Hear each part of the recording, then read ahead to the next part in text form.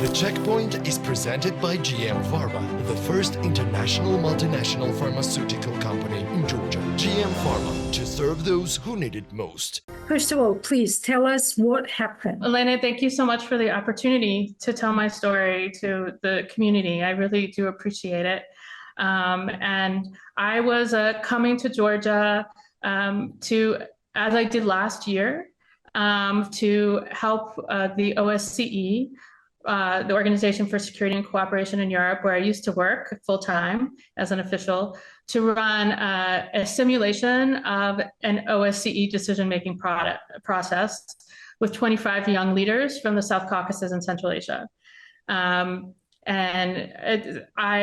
decided, since I've been living in the US for the last year and a half, recovering from cancer and taking care of my parents, to take the opportunity to come 10 days early to both see my goddaughter, who's Georgian, before she leaves for university, and to host some friends who are coming to Georgia from Europe, actually this weekend still. And so I was really excited for the opportunity. And so I left from Vienna because I was doing some work with the OSCE before coming to deliver the conference. And I was I landed on the 510 Turkish airline flight on Saturday morning. I was one of the first people off the plane because they kindly had upgraded me on that flight.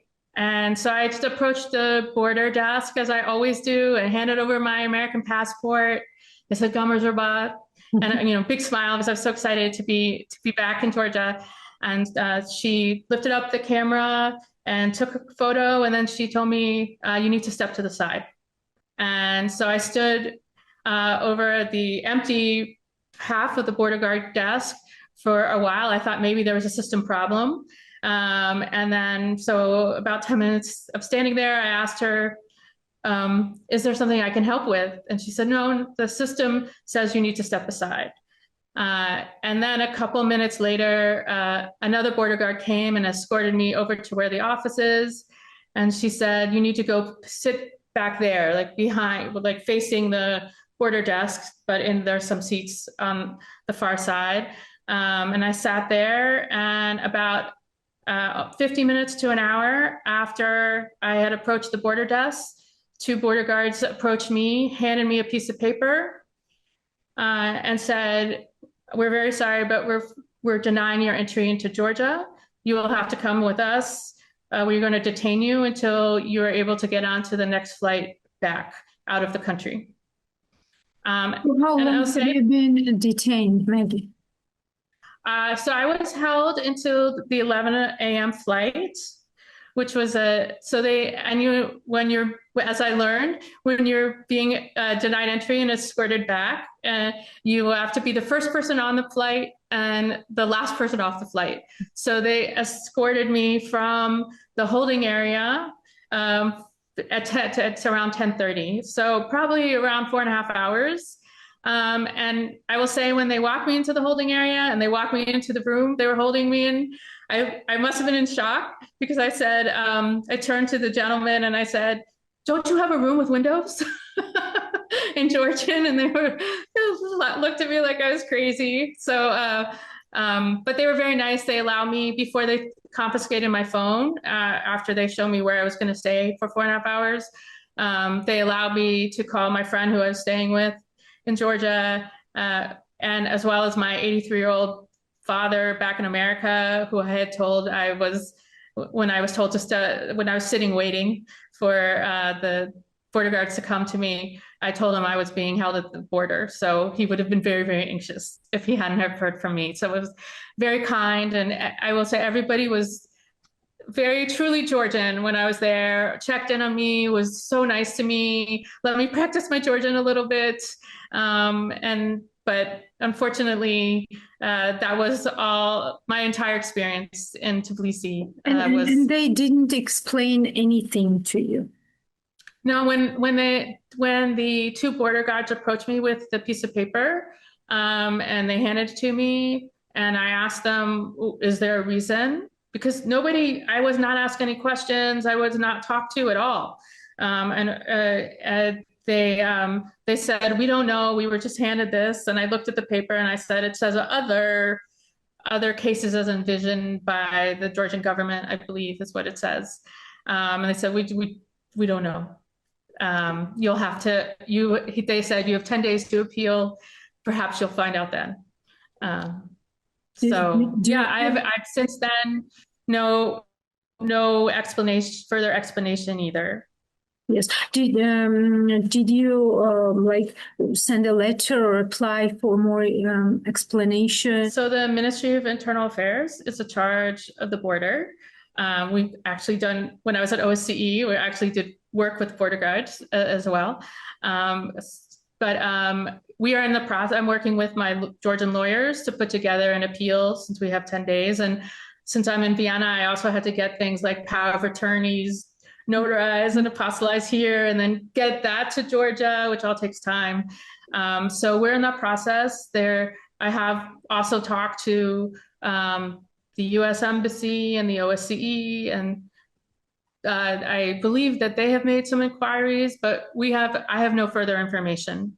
I still all I know is other, and everybody's speculation. So I look forward to learning the reason why I was denied entry, as someone who has been coming to and contributing to and supporting Georgia for 27 years. It's my second home.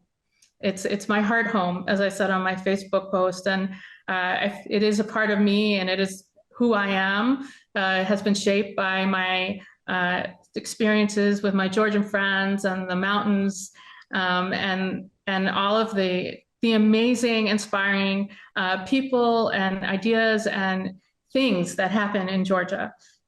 So this is not one of the amazing things that happened to me in Georgia, but it is part of my story now. So yeah, I don't want you to speculate too hard, since you do not have like the direct answers, but any thoughts what might have happened? I would leave that to others to speculate, just because it surprised everyone, right? So I don't know. I can share that I have had a very rich and diverse experience in Georgia. You know, I came in 1998 and had the privilege of having a fellowship and working on the committee in the parliament on economic reforms.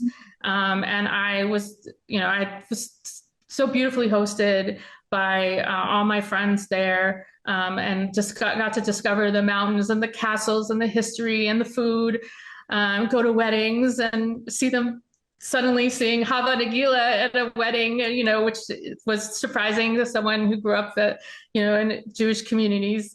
But I decided to stay because I thought it was such a dynamic, fascinating place. And I was only a year out of university, and I wanted to learn and be part of what was happening. So I had the privilege of working at the American Embassy for 2 years, as an administrator, and then as a political economic officer, and worked with everyone from the government to civil society to young people and universities, and just wanted to stay and contribute, and went back to the US to learn more, to go to graduate school. And then I did my graduate research in Georgia and on Georgian migrants in Moscow, and the role of religion in building the new Georgian state after the Rose Revolution.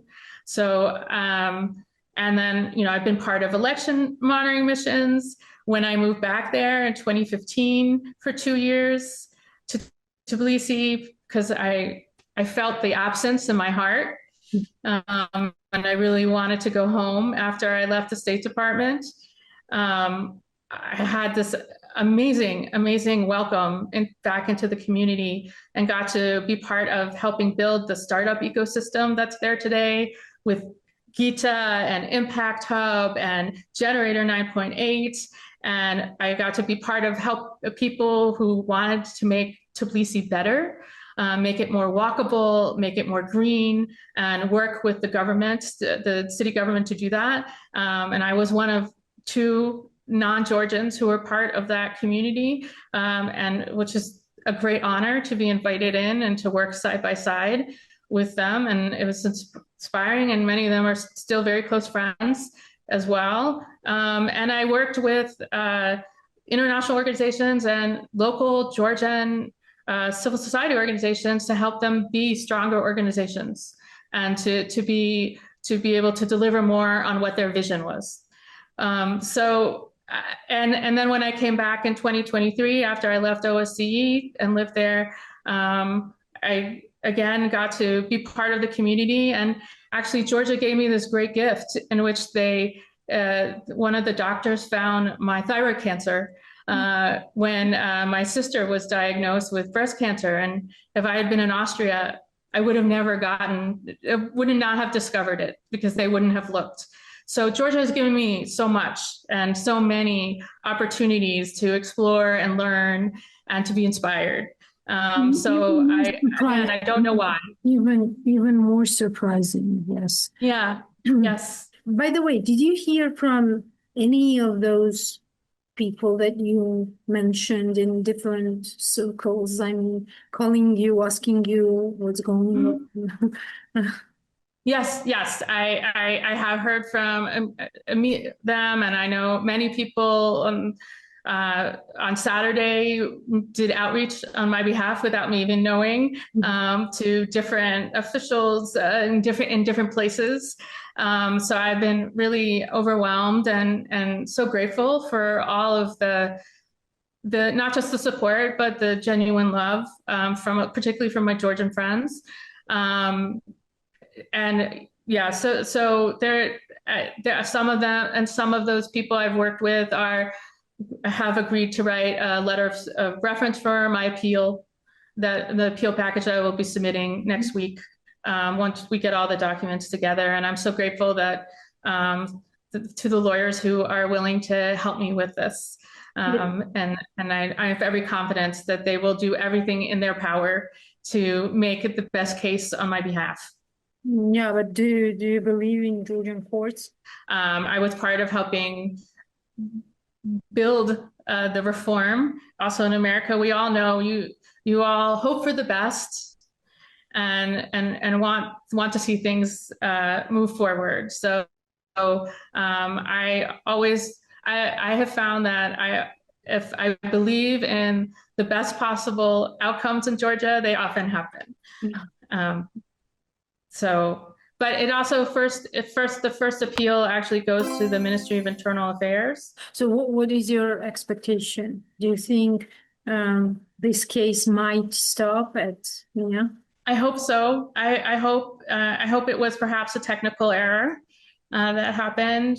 In Judaism, when we celebrate Passover, at the end we say next year in Jerusalem, and so may it be next week in Tbilisi. The Checkpoint is presented by GM Pharma, the first international multinational pharmaceutical company in Georgia. GM Pharma, to serve those who need it most.